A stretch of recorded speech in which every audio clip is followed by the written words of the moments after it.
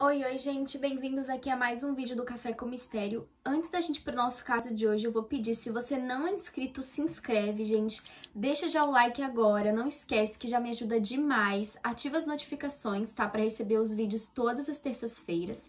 E aqui vou deixar minha rede social, tá? O meu Instagram, que eu sempre tô recebendo indicações de casos, de teorias por lá, tá? Então, vamos pro nosso vídeo de hoje.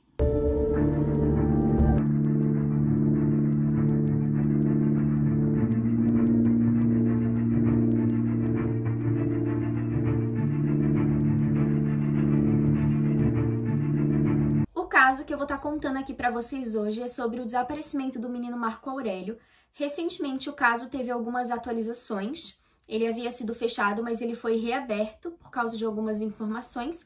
E eu vou estar contando hoje pra vocês a história do menino, né, o momento que ele desapareceu e sobre essas atualizações. Marco Aurélio Bezerra Bozage Simon nasceu em 16 de janeiro de 1970. Seus pais eram Teresa Nelma Bezerra Simon e Ivo Bozage Simon.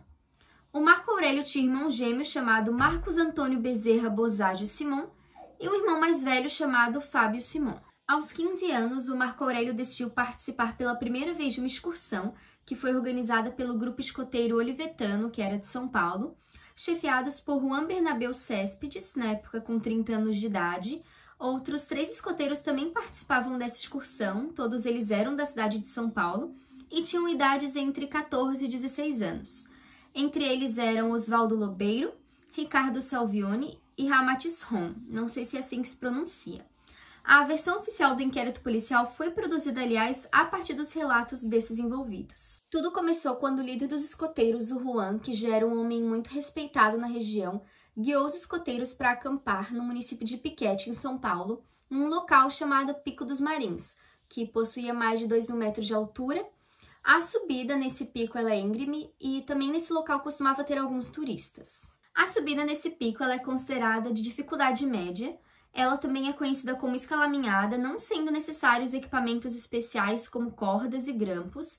Sempre se deve contar com a ajuda de guias, né, para evitar se perder na trilha.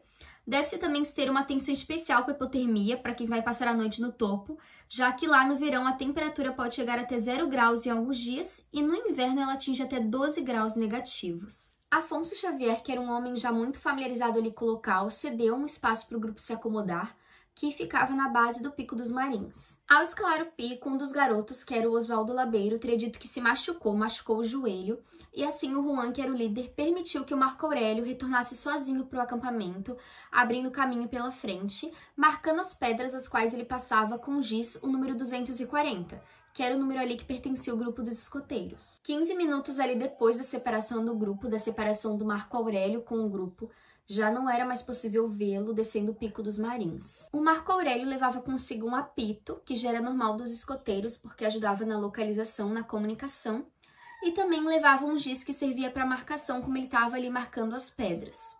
O mais intrigante é que o Marco Aurélio ele era um dos mais experientes ali do grupo de escoteiros, então ele sabia muito bem, conhecia muito bem técnicas de sobrevivência, caso ele precisasse passar uma noite na mata. E também ele sabia muito facilmente criar uma fogueira, caso ele se perdesse para visualização aérea, para alguém ver ele lá de cima. Então, vindo atrás, o grupo veio atrás do Marco Aurélio, lembrando que ele já não era mais visto descendo, mas eles foram seguindo os rastros que ele deixou, as marcações de giz. Eles encontraram apenas 3 marcações que levavam até uma bifurcação.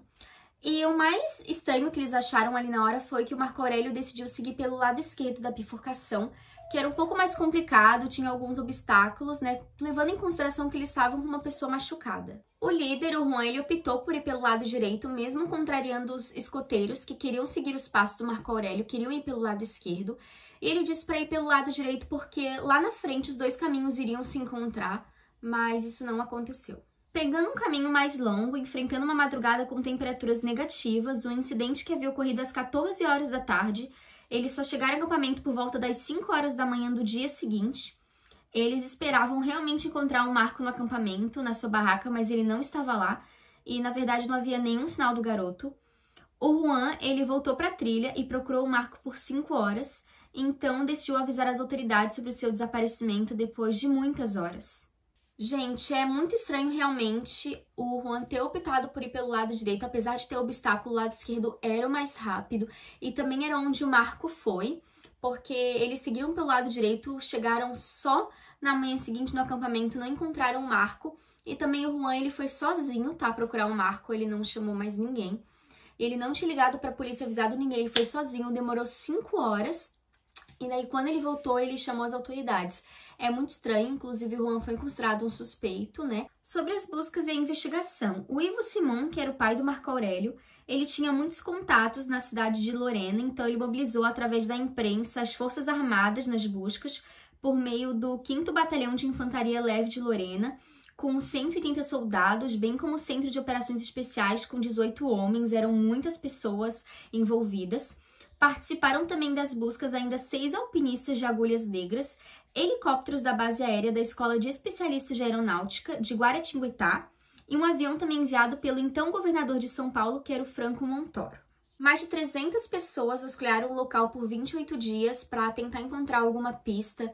Polícia militar, bombeiros, cães, voluntários, foram chamados também cartomantes, sensitivos para tentar ajudar em alguma coisa, mas não foi encontrado nada, ninguém conseguiu ajudar com nada.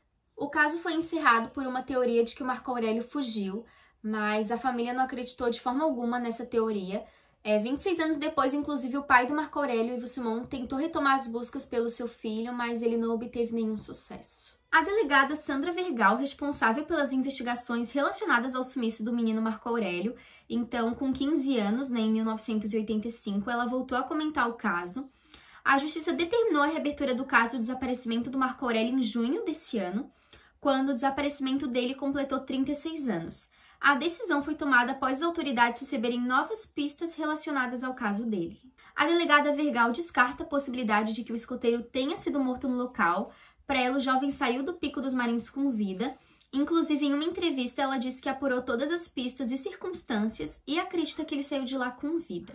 A declaração da Vergal, da delegada, é baseada em um depoimento feito por um motorista chamado José Benedito da Silva, que 10 meses depois do desaparecimento procurou as autoridades para falar que na época ele deu carona para o Marco Aurélio e ele confessou, admitiu que na época não tinha dito isso, que procurou ele só depois, porque ele ficou com medo de ser acusado de alguma coisa, de ser julgado por dar carona em seu veículo para um menino menor de idade desacompanhado. Para a responsável pela investigação, essa foi a única pista consistente em anos, então para ela o Marco Aurélio se perdeu, foi para outra cidade, se perdeu, mas de qualquer forma, com tantas buscas, ele não foi encontrado. Ela revelou, abre aspas, nós esgotamos as nossas possibilidades de investigação, reconstituímos o desaparecimento 2 vezes, fizemos acariações, colhemos depoimentos inúmeras vezes e seguimos até mesmo as pistas que pareciam nos levar a lugar algum. E espero que agora tenham uma resposta, fecha aspas.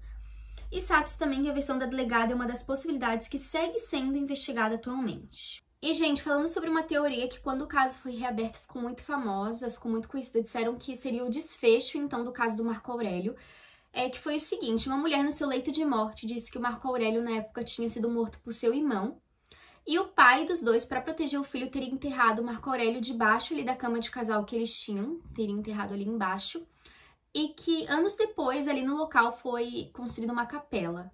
O irmão dessa moça sofria de doenças psíquicas, psicológicas, então por essa razão ele teria feito isso, mas essa teoria não foi confirmada pela Polícia Civil e o delegado desmentiu todo esse boato. O delegado ainda disse que essa informação de que o pai do suposto criminoso teria enterrado Marco Aurélio debaixo da cama para proteger o filho era realmente uma teoria, mas essa mulher, que foi a responsável por circular esse áudio de que o irmão dela teria matado ele, ela na verdade nunca disse nada disso. E agora todo cuidado é pouco para eles, porque essas informações, esses boatos, eles só atrapalham o trabalho ali da polícia. Agora falando um pouco sobre as teorias existentes do caso, a primeira é de que uma seita chamada Borboleta Azul sequestrou o Marco Aurélio. Informaram de que uma caminhonete com a placa de São José do Rio Preto, que tinha um motorista com deficiência física, sequestrou, pegou o garoto em sua sede. Inclusive o tenente, o Ayrton Ribeiro, ele foi atrás dessa placa na época para investigar e realmente essa caminhonete existe, mas ela não saiu da cidade como haviam informado, mas segue sendo uma teoria. Tem também teorias relacionadas a uma onça, uma cobra ter devorado o Marco Aurélio, outro animal, enquanto ele estava na mata. e também por ele ter sido abduzido por extraterrestres. Dizem que o Pico dos Marins ele tem um poder magnético muito grande, mas também o que aconteceu no segundo dia foi um dos principais motivos para acreditarem nessa abdução por extraterrestres. Os escoteiros que eles estavam com Marco Aurélio antes dele desaparecer ouviram o som de um apito vindo da mata depois que ele já tinha desaparecido, enquanto eles estavam se preparando ali para dormir. Como Marco Aurélio tinha um apito, os garotos eles correram em direção ao som para ver se era ele, e de repente alguns flashes azuis piscaram 3 vezes. Os escoteiros usaram seus apitos em respostas e gritaram pelo Marco, mas eles não tiveram respostas. E alguns especialistas em ufologia disseram que foi neste momento que o Marco poderia ter sido ali abduzido. Em uma conversa entre os pais do Marco e um general da aeronáutica que dizia saber se comunicar com os alienígenas, eles pediram para que eles devolvessem o garoto, seu filho, mas não houve uma resposta do general quanto a isso, quanto a ele dizer que ia se comunicar, que ia atrás disso. A família ainda procurou a ajuda do Chico Xavier e ele disse, abre aspas, só me comunico com pessoas que desencarnaram e não com os vivos, fecha aspas. Diversos videntes também relataram relatos parecidos de que tiveram visões do garoto andando em um campo, próximo a um rio. Com isso, a família tinha esperanças de que o Marco ainda estava vivo e de que iriam encontrá-lo. Hoje, Marco Aurélio teria 51 anos e, como ele tem irmão gêmeo, Marco Antônio, usam as fotos dele do Marco Antônio para ajudar nas buscas, para ajudar a polícia. Sobre a repercussão do caso, surgiu uma série de livros. O Rodrigo Nunes Godoy ele resolveu desarquivar o inquérito do caso em 2005 por um trabalho de conclusão de curso, um TCC, e um dos motivos para ele escolher o caso é que, por ser um guia turístico antes, as pessoas perguntavam muito para ele sobre a lenda de Marco Aurélio, sendo que é um fato histórico, realmente aconteceu, mas questionavam ele se o caso não teria sido criado para o turismo da região. Ele tinha observado também que muita coisa surgiu do imaginário popular, algumas coisas ao serem investigadas caíram por terra, como o ataque de animal e a abdução por extraterrestres, e não procuraram o garoto na serra inteira, porém um raio de 30 quilômetros a partir do local em que Oswaldo teria se machucado. O primeiro livro foi lançado em 2006, chamado Operação Marins, o sumiço do escoteiro Marco Aurélio.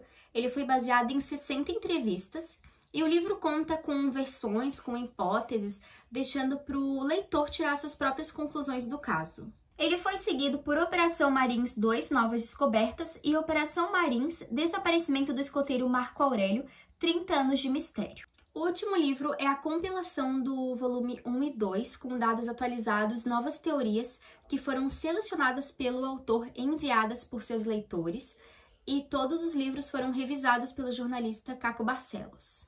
O também jornalista Ivo Bozaja Simon, que é o pai do Marco Aurélio, declarou em 2011 que montava um roteiro de cinema e iria abrir um blog lançado como Escoteiro Desaparecido no Blogspot, para preservar a história do caso. Nesse mesmo ano foram reabertas as investigações particulares por parte da família. O Ivo ele possui cerca de 400 páginas das investigações, com os laudos nelas assinados por policiais que já se aposentaram ou morreram. Também foi anunciado que ele estava produzindo um filme. E o retrato atual do irmão gêmeo de Marco Aurélio, Marco Antônio, foi divulgado em um cartaz lá em 2013 para ajudar nas investigações com a descrição no blog da família. E na época, o que constava no cartaz é que, de acordo com as características do irmão, o Marco Aurélio devia estar com 80 quilos aproximadamente, 1,70 de altura, e em 2013 com 40 anos. Entre os sinais característicos do Marco Aurélio estão estrabismo acentuado no olho esquerdo e uma cicatriz de cirurgia no abdômen. Foram feitos também testes de DNA em 5 pessoas que afirmaram ser o Marco Aurélio, mas todos deram negativo. A União dos Escoteiros do Brasil teve sua reputação afetada por causa desse caso, e para tentar diminuir esse impacto, eles que ajudaram a divulgar aquela informação falsa de que a moça, aquela mulher do seu leito de morte, disse que o seu irmão havia matado, por sofrer de doenças psicológicas e que o seu pai teria enterrado Marco Aurélio. Mas como eu tinha falado anteriormente, também o delegado, que era o Fábio Capetti, ele tinha desmentido tudo isso. Então, gente, esse foi o caso de hoje. Eu espero que tenham gostado. Eu trouxe porque ele teve essa reabertura, teve essa atualização, ele foi reaberto em julho desse ano, em julho de 2021. Quero saber também, deixe nos comentários qual a teoria de vocês sobre isso, se realmente acreditam que ele ainda tá vivo, que ele foi abduzido, que ele foi devorado por alguma onça, algum animal, que ele foi sequestrado, tem a teoria da seita, tudo. Quero saber o que vocês acham. Eu vou ser sincera, eu não sei no que realmente eu acredito, em teorias e tudo mais, mas que bom que o caso foi reaberto. Eu espero realmente que ele ainda esteja vivo, mas se ele não estiver, que eles descubram a verdade, que peguem o culpado, se foi alguém que tirou a vida dele, que peguem, que descubram quem foi. Mas teve uma época que eu tava realmente achando que o suspeito do caso era o Juan. Não tiro ainda essa teoria assim da minha cabeça muito bem. Mas deixa aqui nos comentários o que vocês acham, no que vocês acreditam, que conclusão tiraram disso tudo. E é isso, gente. Espero muito que tenham gostado. Foi por isso que eu quis trazer esse caso, pela reabertura. Se você não é inscrito, se inscreve, já deixa o like, não esquece, ativa as notificações para receber o vídeo da próxima terça-feira, tá? E meu Instagram tá aqui, que eu sempre tô citando indicações de vocês lá. E é isso, gente. Até o nosso próximo vídeo.